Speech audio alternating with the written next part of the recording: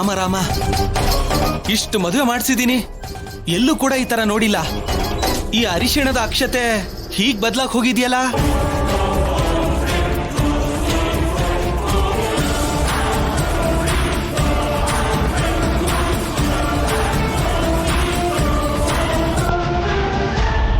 ಬದಲಾಗಲ್ವಾ ಮತ್ತೆ?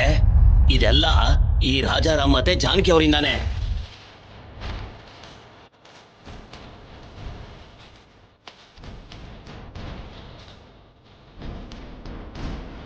ಇವರಿಬ್ರು ಬೇರೆ ಆಗಿದ್ದಾರೆ ಅಂತ ಊರಿಗೆಲ್ಲ ಗೊತ್ತಲ್ವಾ?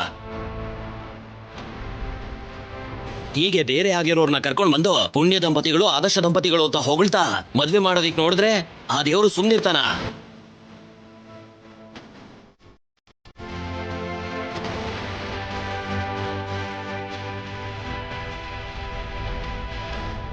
ಅದು ಕೂಡ ದೇವ್ರ ಮುಂದೆನೆ.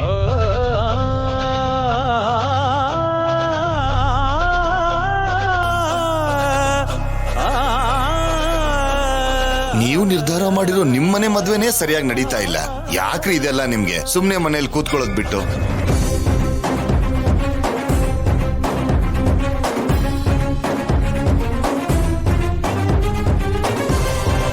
ಇಲ್ಲಿ ನೋಡಿ, ಮಾತುಗಳು ಸ್ವಲ್ಪ ಹಿಡಿತದಲ್ಲಿರ್ಲಿ.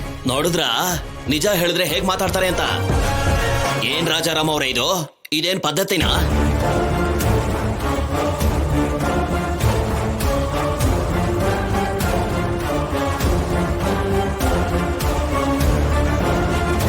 ಹೇಳಿ ರಾಜಾರಾಮ್ ಅವರೇ, ನಾನೇನಾದ್ರೂ ಸುಳ್ಳು ಹೇಳ್ತಾ ಇದ್ದೀನಾ?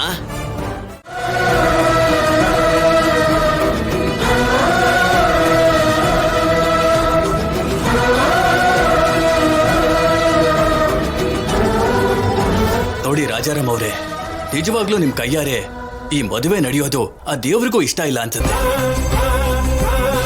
ಇನ್ನೊಂದು ಒಳ್ಳೆ ಮುಹೂರ್ತ ನೋಡಿ ಈ ಜೋಡಿಗೆ ಮದುವೆ ಮಾಡಿಸ್ತೀವಿ ನಾವು. ನೀವೇನು ಅನ್ಕೋಬೇಡಿ.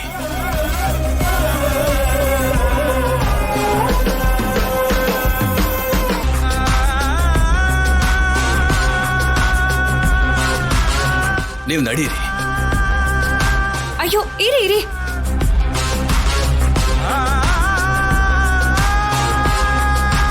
ನಮ್ಮಪ್ಪ ಅಮ್ಮ ನಿಜವಾಗ್ಲೂನೆ ಒಳ್ಳೆ ದಂಪತಿಗಳು.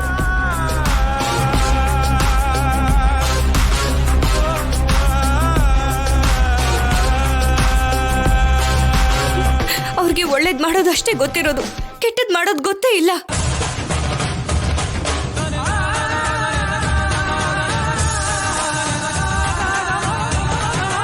ಈ ಮಂತ್ರಾಕ್ಷತೆ ಯಾಕೆ ಈ ತರ ಆಯ್ತು ಅಂತ ಗೊತ್ತಿಲ್ಲ. ಯಾರು ಬೇಕು ಅಂತಾನೆ ನಮ್ಮಪ್ಪ ಅಮ್ಮನ ವಿರುದ್ಧ ಮಾಡಿರುವಂತ ಕುತಂತ್ರ ಅಂತ ಅನಿಸ್ತಿದೆ.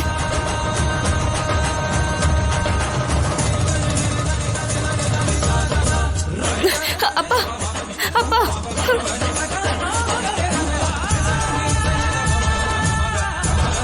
ಈ ಕೆಲಸ ಮಾಡಿದ್ಯಾರು ಅಂತ ನಂಗೆ ಗೊತ್ತು ಬಿಡು. ಅಪ್ಪ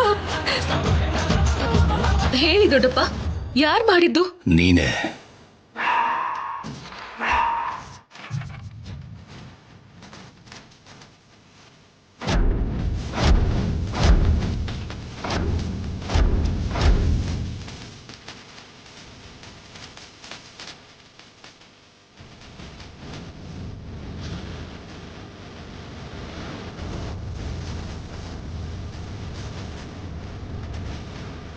ನೀನೇ.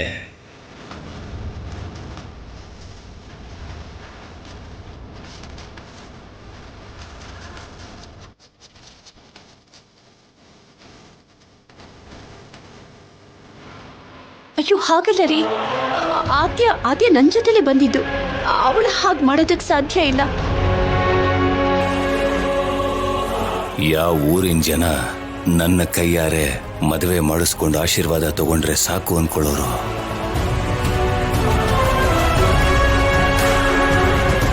ಅದೇ ಊರಲ್ಲಿ ನನ್ನ ಕೈಯಾರೆ ಮದುವೆ ನಡಿಬಾರ್ದು ಅಂತ ಹೇಳೋ ಹಾಗೆ ಮಾಡಿದೆ.